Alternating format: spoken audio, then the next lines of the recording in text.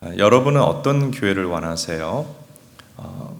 홍보와 브랜드 전문가인 어떤 저자가 책을 썼어요. 그 책의 내용이 뭐냐면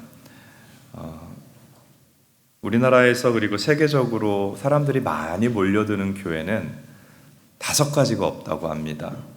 한번 보여주세요. 십자가가 없고, 그리고 새벽 기도회가 없고, 성경 공부도 없고, 소그룹이 없고, 그리고 장로 직분이 없는 교회가 부흥하는 교회다. 이제 이런 이야기를 썼어요.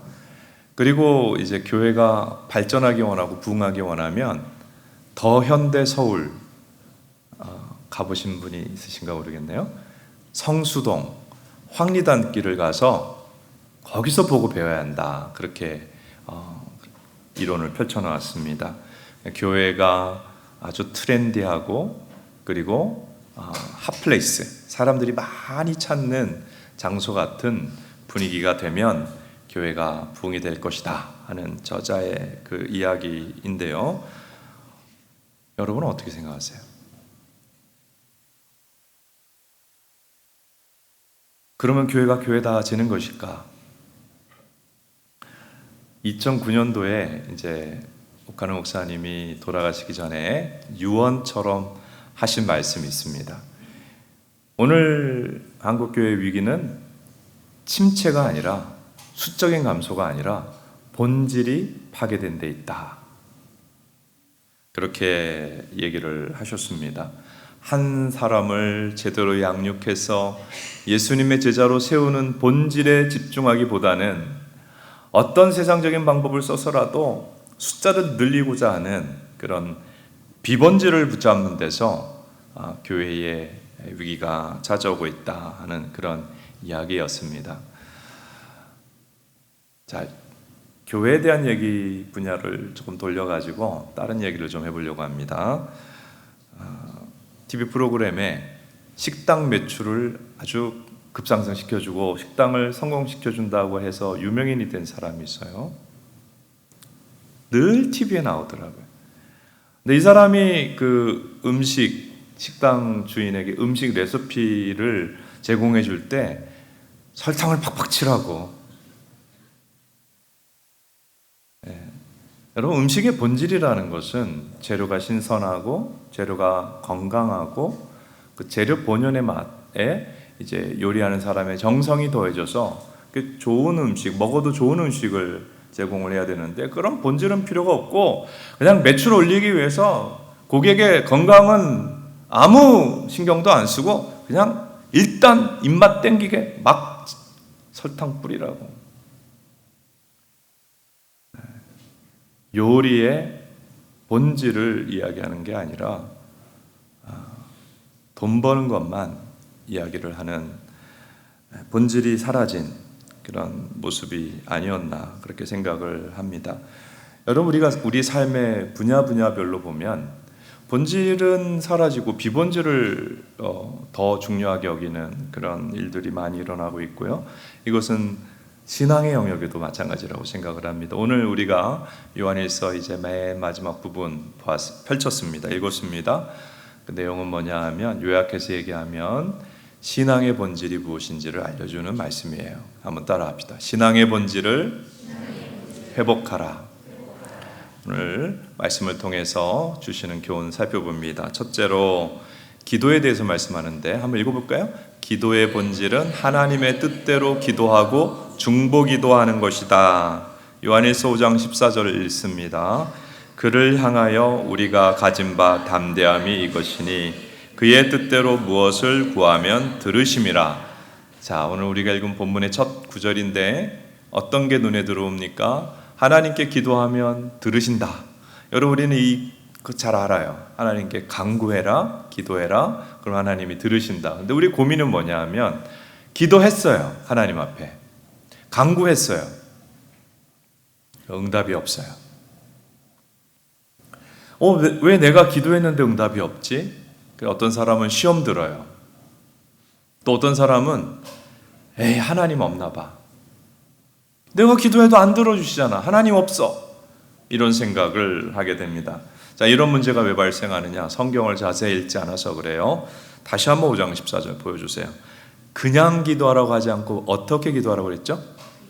그의 뜻대로. 한번 따라하세요. 그의 뜻대로. 하나님의 뜻대로 기도하면 응답이 있다고 하셨지, 그냥 우리가 우리 생각대로 우리가 필요한 거 기도한 때 다 응답이 있다고 하지 않았어요. 기도가 뭐냐 하면 많은 사람이 착각해요. 기도는 내가 원하는 것을 하나님께 구해서 얻는 거라고 생각해요. 죄송하지만 그거는 불교 신자나 샤머니즘 믿는 사람이나 힌두교인이나 똑같아요. 그거는 이방 종교의 기도의 정의예요. 기도는 뭐냐 하면 하나님의 뜻을 알게 되는 거예요. 내 뜻, 내가 소원하는 것을 하나님께 구해서 얻어내는 게 기도가 아니에요. 하나님 확 쫄라가지고 내가 원하는 걸 얻어내는 게 기도가 아니고, 하나님의 뜻을 기도하다가 분별하게 되는 것이 기도의 본질입니다. 처음에는 내 뜻 갖고 기도하죠. 그런데 기도하다가 또 기도하다가 내 뜻이 내려놓아지고 하나님의 뜻을 분별하게 되는 것이, 이게 기도의 본질이에요. 그래서 우리가 그냥 기도하면 응답이 없어요. 어떻게 기도해야 돼요? 하나님의 뜻대로 기도하면 응답이 있을 것입니다. 근데 우리가 하나님의 뜻을 어떻게 알 수 있죠? 요한복음 15장 7절입니다. 같이 읽습니다. 너희가 내 안에 거하고 내 말이 너희 안에 거하면 무엇이든지 원하는 대로 구하라. 그리하면 이루리라. 하나님 뜻은 어디 나와 있어요? 예수님 말씀에, 하나님 말씀 성경에 나와 있죠. 성경 속에서 내가 무엇을 기도해야 되는지를 깨닫고 성경 말씀대로 기도하는 자는 응답이 있을 것입니다. 왜 응답이 없냐고 고민하지 말고 내가 하나님 뜻대로 기도했는지를 돌아보아야 되는 것이죠. 자, 하나님께서 우리를 향해 갖고 계신 뜻이 뭐예요? 오늘 요한일서를 우리가 쭉 몇 주 보았는데 많이 하나님 뜻이 나타난 게 뭡니까? 사랑하라는 거잖아요. 우리가 사랑하는 것이 하나님의 뜻이지 않습니까? 우리가 그 말씀을 붙잡고 이렇게 기도할 수 있죠. 하나님, 제가 참 사랑이 부족합니다. 하나님, 제가 가족을, 그리고 교회를, 또 같이 일하는 사람들을, 이웃을 사랑할 수 있도록 사랑의 마음을 더해 주세요. 자, 하나님 어떻게 하실까요? 응답하십니다. 또 하나님께서는 기뻐하고 감사하며 살라. 데살로니가서에서 항상 기뻐하고 쉬지 말고 기도하고 범사에 감사하라. 그 우리를 향한 하나님의 뜻이란 말이에요. 근데 나 자신을 보니까 별로 기뻐하지 않아. 감사하지 않아. 그리고 불평, 불만이 자꾸 나와. 원망하는 말이 나와. 그럼 어떻게 기도해야 돼요? 하나님, 제가 너무 까칠하고 감사하지 않고 기뻐하지 않고 불평하고 원망합니다. 하나님, 제 마음 좀 변화시켜 주세요. 기뻐하며 감사하며 살아가게 해주세요. 응답 될까요? 안 될까요? 응답됩니다. 하나님의 뜻대로 하는 기도가 응답이 되는 거예요. 그리고 하나님께서 우리를 향해 갖고 계신 뜻이 뭐예요? 너만 구원받지 말고 어떻게 하라고 그러셨어요? 믿지 않는 가족, 믿지 않는 친구, 믿지 않는 동료, 믿지 않는 학교 친구들 전도하라 그랬잖아요. 전도가 부족해요. 전도하는데 너무 부족해요. 믿음의 본도 안 되고. 그래서 기도하는 거죠. 하나님, 제가 영혼 구원하기를 원하는데, 가족 전도하기를 원하는데, 저에게 성령 충만 주시고 담대함 주시고 내가 태신자로 품은 영혼 주님께 인도할 수 있도록 도와주세요. 기도하면 어떻게 될까요? 응답됩니다. 하나님의 뜻은 다 제쳐놓고 맨날 자기 뜻만 가지고 기도하니까 응답이 없는 거예요. 기도의 본질은 내 뜻은 내려놓고 하나님의 뜻을 말씀으로 붙잡고 기도하는 것입니다. 아멘. 예, 기도의 본질을 회복하십시다. 그리고요, 요한일서 5장 16절의 기도에 대해서 또 하나 교훈을 합니다. 같이 있습니다. 누구든지 형제가 사망에 이르지 아니하는 죄를 범하는 것을 보거든 구하라. 구하라. 이게 무슨 말이죠? 형제를 위하여 구하라. 기도의 본질은 중보기도라는 거예요. 기도의 본질은 중보기도예요. 이웃을 위해 중보기도하는 게 기도의 본질이다. 근데 여러분, 우리가 남을 위해서 기도할 때 어떤 걸 위해 기도하죠? 그 집 자녀가 잘 되게 해주세요. 또 그 집사님 또 건강하게 해주세요. 뭐 이런 것들 기도하지요. 근데 여기 요한일서 5장 16절은 뭘 기도하라고 합니까? 죄 범하는 데서 벗어나도록 기도하라는 거예요. 죄 짓는 데서 빠져나오도록 기도하라는 것입니다. 여러분은 누군가 잘못하고 죄 지을 때 어떻게 해요? 자, 여러분 곁에 누군가가 잘못했어요. 허물이 보여요. 죄를 지으면 보통의 우리의 반응은 화가 나죠. 뭐 저런 사람이 다 있어. 미워하죠. 판단하죠. 정죄하죠. 나쁘다. 저 사람 뭐 저래 가지고 기독교인이라 그래. 저래 갖고 직분자라 그래. 뭐 이런 생각을 하죠. 근데 하나님 뭐라 그래요? 믿는 자도 죄인이다. 허물이 있을 수 있다. 그래서 믿는 자가 잘못하고 연약하고 허물이 있고 죄를 지으면 판단하고 정죄하고 미워하고 분노할 게 아니라 뭐 하라? 뭐 하라고요? 뭐 하라고요? 기도하라고요. 한번 따라 합시다. 누가 잘못하면 미워하지 말고 기도해 주라. 이게 기도의 본질이에요. 여러분, 자녀가 잘못할 때 너 왜 저래? 왜 그래? 그러는 게 아니라 기도해 주시기 바랍니다. 또 자녀 입장에서 부모가 잘못할 수도 있죠. 부모도 완벽하진 않아요. 그러면 자녀들 부모가 잘못할 때 집사님이 왜 저래? 그런 게 아니라 어떻게 해줘야 돼? 기도해 줘야 됩니다.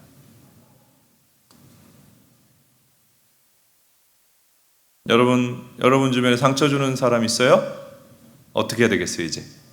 기도해 줘야 돼요. 여러분 주변에 잘못하는 사람 어떻게 해야 되겠어요? 기도해 줘야 되는 거예요. 문제를 일으키는 사람 어떻게 해야 되겠어요? 기도해 줘야 되는 거예요. 말씀대로 살지 못하는 사람 어떻게 해줘야 되겠어요? 기도해 줘야 되는 거예요. 하나님하고 쭉 멀어지고 있는 사람 어떻게 해야 돼요? 기도해 줘야 되는 것입니다.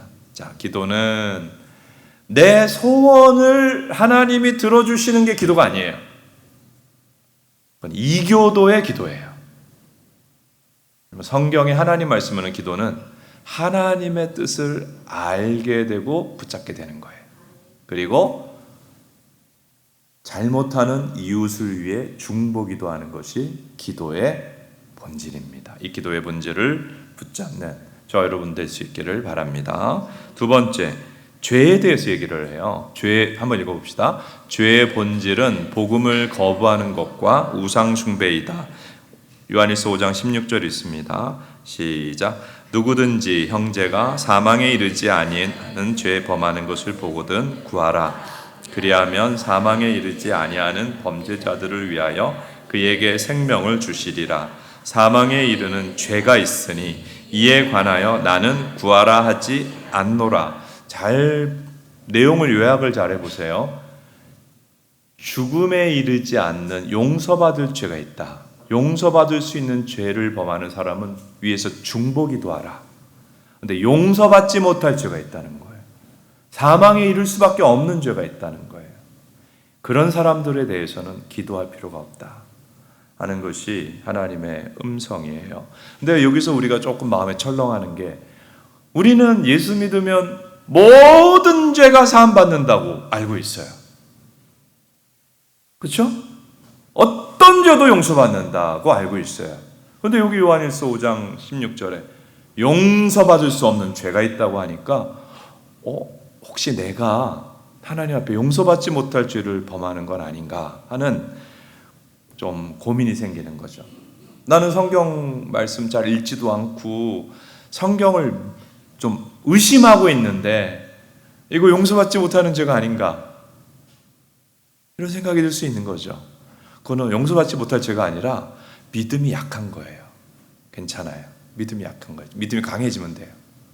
또 어떤 사람은 나는 교회 나오기 싫어하고 그리고 죄를 반복해서 나쁜 말 하지 말라는데 나쁜 말 계속 나오고 죄를 반복해서 짓는데 내가 용서받지 못할 죄 범하는 사람이 아닌가 하는 생각이 듭니다. 그거는 용서받지 못할 죄가 아니고 자꾸 시험 드는 거예요. 시험, 영적 시험. 그러면 용서받지 못할 죄가 뭐냐? 용서받지 못할 죄가 뭐냐? 한번 따라하세요. 성령을 모독하는 죄. 마태복음 12장 31절 읽겠습니다. 그러므로 내가 너희에게 이르노니 사람에 대한 모든 죄와 모독은 사하심을 얻되 성령을 모독하는 것은 사하심을 얻지 못하겠고, 이 마태복음 12장의 배경이 뭐냐면 예수님께서 귀신 들려 말 못하는 사람을 고쳐주셨어요. 근데 그 신적인 능력이 나타난 거잖아요. 그 모습을 보고 사람들이 저분이 이 땅에 우리 하나님 보내주신 구원자인가 보다, 다윗의 자손이시다, 그렇게 얘기하니까 이 시기심이 많던 바리새인들이 뭐라고 그러냐 하면 저 사람 바알세불의 힘을 빌어서 귀신의 왕의 힘을 빌어서 귀신을 쫓아낸 거라고 말을 했어요. 근데 이 바리새인들이 예수님 말씀도 듣고 예수님이 행하는 신적인 일들을 많이 본 사람들이에요. 예수님 무슨 귀신의 힘을 사용하는 무당이 아니라는 거 알아요. 하나님이 하신 일이라는 것을 알지만은 그 하나님이 하신 일이 아니다 라고 거부하고 부인하는 것. 그래서 하나님을 모독하고 성령을 모독하는 죄는 용서받을 수가 없다. 하나님 예수님이 말씀하셨고, 그 다음에 용서받지 못하는 죄가 뭐냐? 복음을 알고도, 그러니까 복음을 듣고도 받아들이지 않고 거부하는 것. 이 죄는 용서받지 못해요. 요한복음 16장 9절입니다. 같이 읽습니다. 죄에 대하여라 함은 그들이 나를 믿지 아니하며. 여러분, 죄의 핵심은 예수님을 거부하는 거예요. 예수님이 구원자시고 우리의 하나님이시다라는 것이 성경의 핵심 아닙니까? 이 복음을 받아들이면 누구든지 어떤 죄인이든지 구원을 받습니다. 그런데 하나님이 교회 나오게 하셨어요. 하나님이 주위에 믿는 자들을 다 사용해가지고 예배드리게 하셨어요. 또 목사님이 열심히 말씀을 전해서 복음을 들었어요. 이해했어요. 근데 거부해요. 근데 계속 거부해요. 그 사람의 죄는 용서받지 못합니다. 그러니까 이런 거예요. 하나님은 우리 죄를 용서하고 구원하기 위해서 어떻게 하세요? 예수님을 구원자로 보내시고 십자가 구원의 역사를 이루시고 우리에게 그 복음을 자꾸 들려주시잖아요. 우리를 구원하기 위해서. 내가 받아들이면 돼요. 근데 내가 안 받아들이고 거부하면 내가 구원받을 길을 스스로 차버리는 거예요. 그런 사람의 죄는 용서받지를 못한다. 그러므로 여러분, 마음이 강팍해지지 않기를 기도하셔야 돼요. 저는 구원받도록 하나님이 기회 주시고 기회 주셨는데 끝까지 차버린 사람 중에 대표적인 인물이 파라오 왕, 출애굽 시대 파라오 왕이라고 생각을 해요. 아니 10가지나 하나님이 기적을 보여주셨잖아요. 10가지나. 그리고 11번째는 홍해가 갈라지는 기적도 보여주셨잖아요. 믿을 수 있는 기회를 너무 많이 주신 거예요. 근데 끝까지 마음이 강팍해가지고 안 믿었잖아요. 여러분, 세상에서 제일 큰 죄는 예수님을 믿지 않고 불신하는 죄입니다. 그럼 용서받지를 못해요. 자, 우리 마음 가운데 예수님을 불신하는 죄가 없기를 축복합니다. 그리고요, 예수님 믿지 않는 게 죄고요. 요한일서 5장 21절에서는 죄가 무엇인지를 이렇게 얘기합니다. 같이 읽습니다. 자녀들아, 너희 자신을 지켜 우상에게서 멀리하라. 죄가 뭐냐? 우상숭배예요. 사람은 하나님 믿기가 싫어가지고 아예 하나님 안 믿고 살래 이래놓고 신기한 게 허전하잖아요. 그러니까 자기가 신을 만들어버려요. 물론 자기 자신을 신의 위치에도 올려놓지만 나를 만족시키는 신을 만들어요. 그걸 뭐라 그러죠? 우상이라고 그러죠. 가짜 신들, 나를 만족시키는 신들. 그러니까 하나님을 안 믿는다고 하지만 이 불신, 나 무신론자도 신이 있어요. 자기들의 신. 어떤 사람은 돈, 어떤 사람은 성공, 어떤 사람은 명예, 인정, 어떤 사람은 자아성취, 어떤 사람은 로맨틱한 사랑, 어떤 사람은 자녀. 각자 고대의 무슨 석상 목상을 섬기진 않아도 자기의 신을 만들어 그걸 가장 높은 자리에 올려놓고, 가장 하나님보다 높은 자리에 올려놓고 그것이 이끄는 대로 살아간단 말이에요. 근데 우상의 특징은 뭐냐면, 우상의 특징은 우리 배신한다는 거예요. 여러분, 절에 가가지고 거기 있는 목상이죠. 금칠해 놓은 목상. 수없이 기도해 보세요. 거기서 무슨 응답이 있나? 우상은 특징이 우리를 배신하고 결국 우리를 실망시키고 결국 우리를 죽음으로 이끌어 가는 존재입니다. 여러분, 은혜는 뭐냐 하면 우상에 사로잡혀 있던 우리들이 참 하나님인 예수님을 믿게 되는 거예요. 우상의 속박에서 벗어나게 되는 거예요. 그래서 죄는 뭐냐? 죄는 예수님 믿지 않는 게 죄예요. 그리고 하나님이 아니라 가짜 신을 만들어 섬기는 우상 숭배가 죄입니다. 이 죄에서 벗어나게 하는 하나님의 은혜를 우리 모두가 덧입게 되기를 축복합니다. 세 번째, 믿음의 본질에 대해서 요한일서 5장 후반부에서 얘기를 합니다. 18절에서 20절을 꼼꼼히 살펴보면 18절에 우리가 안다, 19절에 또 아는 것은, 20절에 또 알게 하신 것이라고 하는 안다라는 단어가 반복해서 나오는데 엘라어로 오이다멘이라는 단어입니다. 이 오이다멘이라고 하는 것은 확신하여 안다는 거예요. 희미하게 아는 게 아니라 확실히 안다는 거예요. 뭘 안다는 거예요? 5장 20절 참된 자 하나님의 아들 예수 그리스도를 안다 그랬어요. 여러분, 계속해서 요한일서가 그거 얘기합니다. 예수님을 알라, 예수님을 알라. 여러분, 예수님 아십니까? 예수님이 누구라는 걸 알라고 하죠? 그분이 하나님이고 구원자인 것을 아는 것이 믿음이라는 거예요. 여러분, 예수님이 구원자요 하나님이신 것을 아는 것이 믿음의 본질이에요. 그런데 이 안다라고 하는 것은 지식의 알이 아니라, 지식적 동의가 아니라 경험적인 알을 얘기하는 거예요. 우리가 교회 나와서 복음 듣고 또 하나님의 말씀을 배우면서 예수님을 영접하잖아요. 그러면 진짜 예수님을 만나는 삶, 교제하는 삶이 이루어져요. 여러분, 예배 가운데도 예수님 만나 마음이 치유도 받고 위로도 받고 뜨거워지기도 하고 예수님 만나는 거예요. 그리고 평일의 삶에도 그냥 친구만 만나고 가족과만 있는 것이 아니라 예수님을 만나요. 말씀으로 만나고 기도 가운데 만나고 예수님을 믿고 만나고 교제하는 것이 신앙의 본질이에요. 그래서 오늘 설교하기 직전에 오늘 예수님 만나시기 바랍니다. 예수님 은혜 받으시기 바랍니다. 예수님 말씀으로 변화 받으시기 바랍니다. 그렇게 한 거예요. 그게 본질이에요. 이게 신앙의 본질이에요. 껍데기 붙잡으면 안 돼요. 자, 예수님과 살아있는 교제를 나누면 어떤 일이 일어날까요? 변화가 일어나요. 예수님과 교제할수록 하나님 사랑을 알게 되어서 기쁨을 얻게 되고요. 마음에 점점 기쁨이 차오르게 돼요.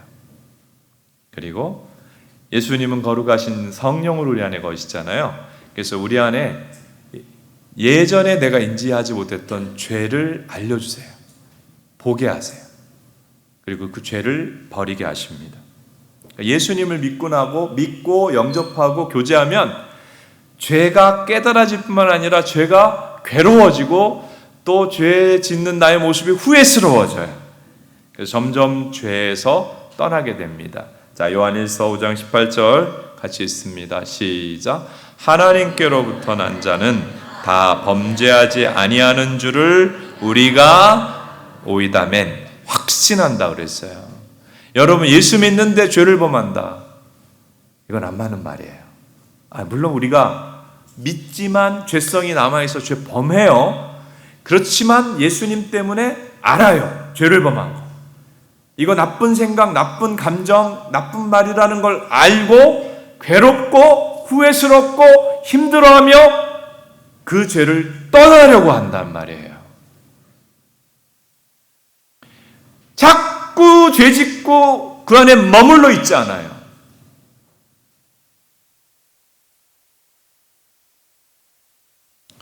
어떤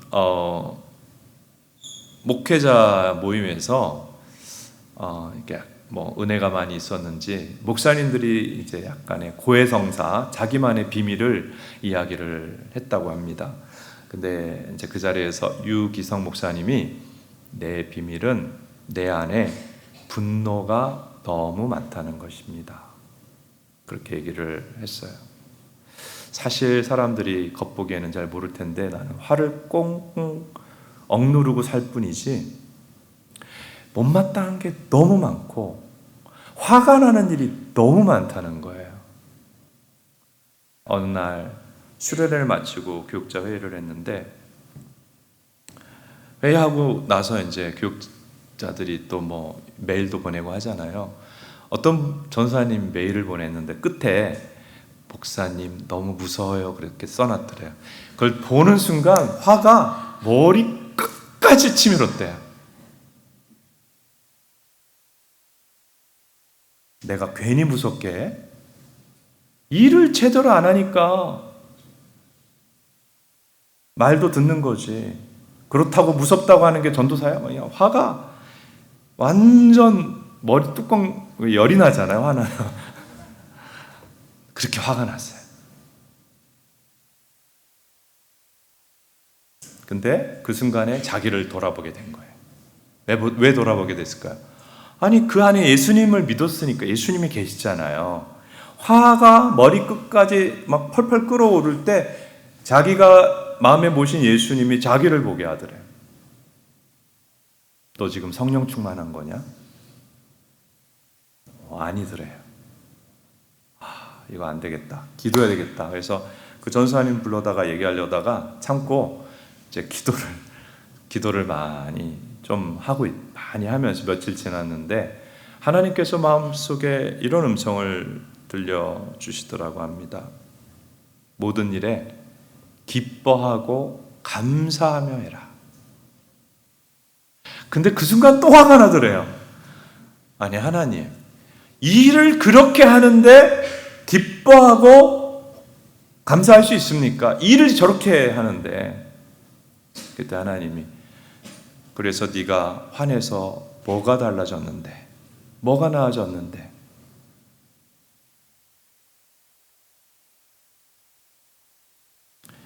모든 일을 기뻐하고 감사하며 하는 것이 내 뜻이다.